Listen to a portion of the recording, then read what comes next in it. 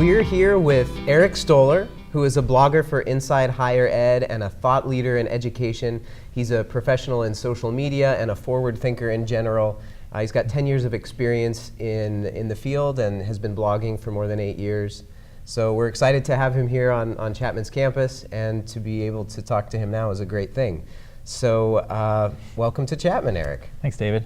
Have you had a pretty good time so far? It's been great. You know, the campus is beautiful, palm trees everywhere, weather's great, so pretty happy. Okay, so we have a couple of questions prepared for you. We want to take advantage of our time with you to sort of pick your brain at the area that you're an expert in. So a lot of times when we're talking about social media and the expectation that there is to be on social media, we have people who don't maybe fully understand the different platforms but understand that it's a big deal.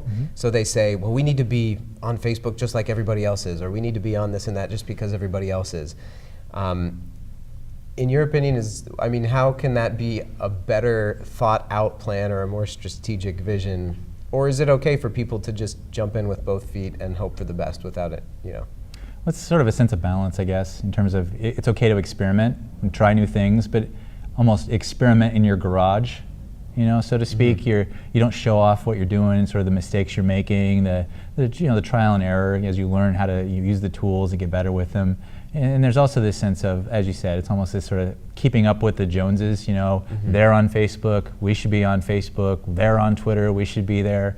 And really it comes down to where can you devote your energy to, what are the channels, the sites, the tools that you can use to really adequately get your message out there, to engage with your community. And if they're not on Facebook, for example, then you don't have to be there. If everyone's on Twitter, that's where you should go. Maybe it's Pinterest, maybe it's Instagram.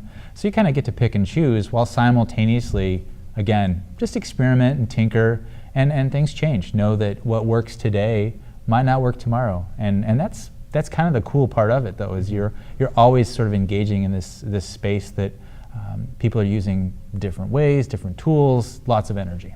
I think that's a really valuable takeaway. It's not always that maybe you have to be on Facebook if that's not where the conversation is. There's a lot of platforms out there that can be used for a lot of different things. There are different, we can use Chapman as an example, different departments in different areas that have different resources. There's some people that might have a full-time social media person. There might be some people who, they allocate this to other people's existing roles and just sort of tag it on maybe at the end. And then there's other people that might be interested in outsourcing this type of thing or whatnot. So what's your opinion of more of a centralized approach for social media for organizations? What about decentralized, and what does that look like? And when is it appropriate, or is it appropriate to outsource altogether? I think decentralizing it is important, while at the same time having some oversight, having some folks who are kind of steering the ship in a way. You look at it, say, like a giant naval vessel. You've got a captain, yet at the same time, the captain isn't the one who is doing all the maintenance on board, taking care of this or that, or in the engine room. And so you can have lots of people in various areas, departments, running their social media, managing it. Yet at the same time, it's always nice to have a sort of a central area where leadership can come from, best practices, new ideas, and then get everybody together and have great conversations where you can share, hey, we did this over here, it's working really well for us, and maybe other people in another area hadn't even heard about that yet. And so I'd say, decentralizing it, we don't have one single phone in the entire school. It's like one red phone, like the Batman phone, that only one person can answer it. No, we all have phones, we all have email, and so we should all have access to these channels, yet at the same time making sure that it's appropriate and that there's actually enough energy and guidance being put into it.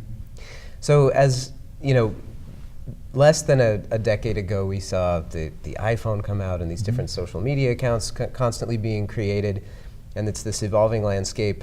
What do you think, and it doesn't have to be, I'm not asking what specific platform is going to be next, but just in general, what's the future, do you think, of social media, and where is it going to go? How will it further elapse with our lives? I think the functionality, that sense of sharing, of creating, from Instagram, or Vine or Pinterest, which is mostly media-based, photos, videos, music. I think we're engaging in certain things that's not going to go away. The sites, the platforms, they might change, they might ebb and flow. History has shown us that the internet, things that have been around for quite a while, they still haven't been around for that long. And so sharing, liking, sort of reposting, that's not going to go away. But the sites might change, they might ebb and flow. And I think the cool thing, though, is going to be, you mentioned the iPhone, is that we're going to get more and more integration with what we can do with the Internet of Things and our mobile devices.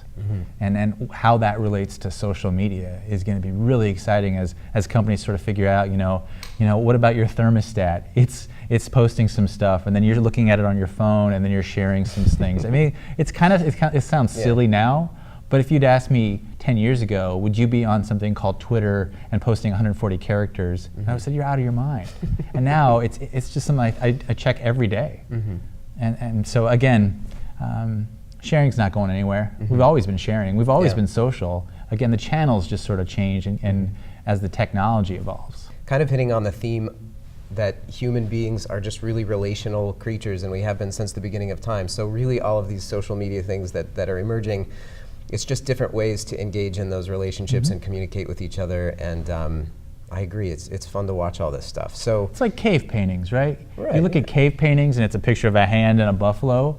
I look at trains now and I see graffiti on the train. What's different? We're still communicating, conveying neat things, and it's artistic. Yeah, or even the words in a book. So if we know that and agree that the future of social media, is always going to be wrapped around this communication with each other, and that stuff will keep. How about specifically the higher education? How will this technology and this access to communication, do you think, in the next 10 years change how we teach? Well, I think it's almost about giving up control. The sort of sage on the stage model goes away when you have social sharing of a lot of different things, and it's people from all walks of life connecting with one another, regardless of title or position. And you can learn from people who, in the past, you never had access to because of literal, closed doors. And so I think that's going to be a big part of it from a sort of teaching and learning perspective, is being able to get access to people who have the information that you want, regardless of physical space, geographical constraints, the mobile aspect of it. But again, I think it's important for us to recognize in the conversation of social and learning that not everyone has a smartphone, and it's still a big part of the conversation is just around access, who's got a phone, who doesn't, and so I think that's where, some of the things like the one laptop per child initiative from a few years ago, sometimes they don't work out, but I think it's that spirit of making sure that we all go together or we don't go at all. And I think that to me is a big part of that. Yeah. When you post something, it lives there forever. Even if it could live there forever. Even if you delete it, somebody could have screen captured it, or there could be some sort of hacker attack that makes what you thought was protected by a list is now public, or who knows what could happen. So what considerations, or should we as a society be worried about a loss of privacy, or does social media threaten privacy anything more than anything previously had? Yeah, well, I think privacy is one of those sort of things that it's constantly moving. It's constantly evolving, and so I think we like to think of privacy as sort of being static. It's fixed in place, and it's kind of this combination of it's generational and it's individual. You could have someone who, like, for example, my grandparents, when they first got online, what they shared, they were really comfortable with that. It didn't feel like it was a violation of privacy or whatnot. But you look at someone who's, say, 14, and most people would think, oh, a 14-year-old, they're going to be on Facebook, they're going to be here and there sharing things. And you talk to a 14-year-old, and some of them will say, I don't want to be there. I'm not going to share stuff. Privacy is fluid. And even things that you think are private aren't necessarily always private. Look at Twitter, for example. If you have a private Twitter account and you favorite something, that favorite appears. And so I can't see what that person tweeted, I can't see what they retweet, but I can see their favorites, which is kind of an odd little sort of window into their activity. So I think social media hasn't created privacy issues necessarily, because it's really more of a personal choice to share. It just amplifies that sort of potential that, that the vehicle, the communication that we're putting out there can go much further, much faster than ever before. And like you said, you post it, you delete it a minute later, it could still get screen capped, and someone has it and can use it. And so again, that's where the presentation earlier, a lot of it was sort of common sense, thinking about just taking a moment to think before you tweet, calm down, take a breath before you post. Did you really need to have this image go out on the web for all to see? Probably not. Yeah. We've talked a little bit today too about, I guess, people as brands in a sense. I guess that's almost a more modern way of just saying your reputation, right? Like, what's your reputation going to be like? And we've always had reputations before social media and everything like that, but it seems like there are people now who are maybe social media savvy or who are web savvy who understand what I post here is going to affect my reputation, online reputation, and my literal reputation. It's going to change when people Google my name, what comes up, and all that stuff. So while there's a population who's pretty knowledgeable about that now, is there going to be a time in the future where everybody's going to have to learn about brand or reputation management on social media and what those implications are, do you think? Well, I always try to steer the conversation, because personal branding kind of came about several years ago. It was kind of the keywords, the thing that everyone wanted to talk about. And I like to steer it towards more of a orientation towards digital identity. It's this sort of sense of digital literacy, digital wisdom, not just reputation, but just what you share and how it could be taken out of context. Context matters immensely. An inside joke between the two of us shared online for other people to see might not be funny for other people. Right. And so I think that a lot of the dialogue for a while was around digital natives and digital immigrants. And the guy who actually wrote that has come out with a follow-up piece to sort of say, nah, maybe not so much. Maybe it's more about digital wisdom, this continuum of knowledge and experience. And so I think we're not necessarily going to think about it from a branding perspective, but just think about it from these are skills. Sharing, posting, creating, making media. These are skills, and then there's that sense of performing, right? Because we all perform this narrative online. We're not sharing everything about who we are, but maybe we could share more, but again, it's going to be sort of carefully constructed. We don't want to get ourselves into trouble. We want to think about, hey, if there's stuff that we're doing that could get us into trouble with or without social media, I go back to that, right? Yeah, that makes sense. A lot of times, and this is kind of a resource question, there's people who, everybody knows how to send an email, a casual email from one person to another person. Except for my father. Except for some, you're right, everybody's a stretch, but they click compose, they type up a little thing, and off it goes. So as marketers or as people who are expected to produce high quality emails for people, this is an example, and I'll revert back to social media in a second, I swear. People might not fully understand, okay, I need to request a couple weeks in advance when I need an e-blast to go out, because that needs to be designed and then coded properly, and the right content needs to be chosen. Everything needs to be finessed in just the right way. Some people might say, why do I have to give you 2 weeks? I can send an email in 45 seconds. I just click compose and put in the addresses and off it goes. And I wonder, is there a parallel there to social media where people, especially younger generations, where they've grown up with Facebook accounts or Twitter accounts, to understand the brand side of things? If you're speaking on behalf of a company, it may not be that way. I mean, do you think that there's maybe a parallel there, or how do we explain that to people? Absolutely. I mean, going back to email, right? I always say that email isn't bad, right? We're just bad at email. We've kind of abused it. We've gone to the well too many times. It's like the boy who cried wolf. We've continuously sent really bad emails with vague written subject lines and massive amounts of text in there, and we don't understand why people didn't read it, didn't check it, whatever. And I think we run the same risk with social media if we sort of tweet indiscriminately. We don't engage with people in a way that is well written and thought out. And so it absolutely parallels email, because again, email is a communications tool. It's a conduit for making connection with people, and which is what social media is for.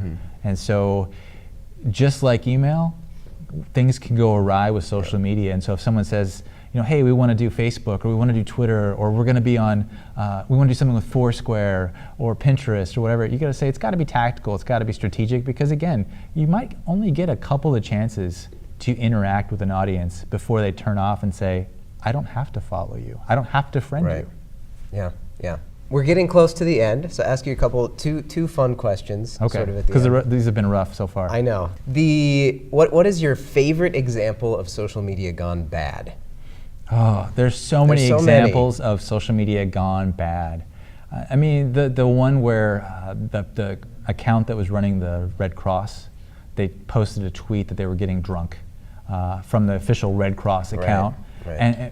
But here's the best part about it, right? They tweeted it out. It was something to do with, I think, Dogfish, beer.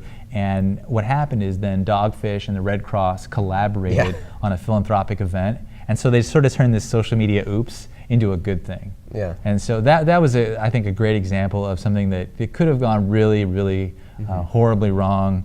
And they kind of turned into a positive. So that's probably the one example that pops into mind, or the one from it was General Motors or Chrysler on Twitter, where they said, the people of Detroit can't drive, bleeping, bleeping, bleeping. Kind of awkward to come out from that account. Right. So I think there's just myriad examples of those. And again, it just goes to show you that individuals have a hard enough time sort of being in that space, having a digital identity, and big brands can still mess up. Yeah. So it's important to just learn, figure out what went wrong, and keep going. Yeah, yeah. So the inverse of that question is, what's your favorite example of social media gone right? Oh man,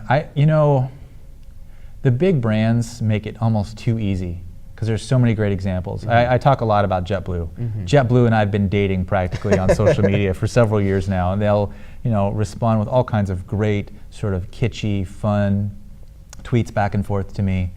Red Bull connected with me on Twitter several years ago. They sent me a postcard, and remember their old commercials that were all illustrated? Right. Red Bull gives you wings. They sent me a yeah. postcard of an illustration of a Commodore 64, which was my very first computer when I was growing up, and it's on my Twitter bio. And so it was like perfect personalized touch that really, for me, just said, hey, here's a brand that not only sent me a postcard, but they sent me a little 4-pack of Red Bull to keep me fueled and keep me going.